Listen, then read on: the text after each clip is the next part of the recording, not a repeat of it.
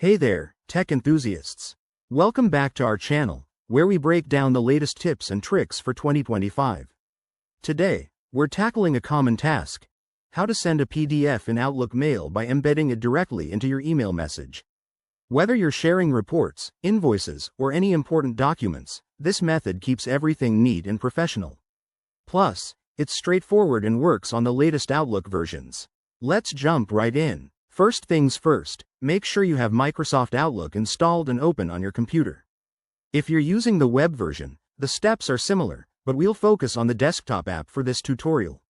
Start by clicking on New Email in the top left corner to compose a fresh message. Now, type in your recipient's email address, add a subject line, and write a quick message in the body to set the context. Next, to embed your PDF, go to the Insert tab at the top of the window. Click on Attach File from the options. Navigate to the folder where your PDF is saved, select it, and hit Insert.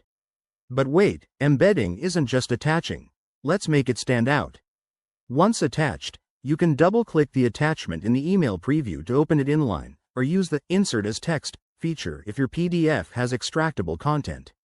For a true embed, right-click the attachment and choose Preview to display it within the email body.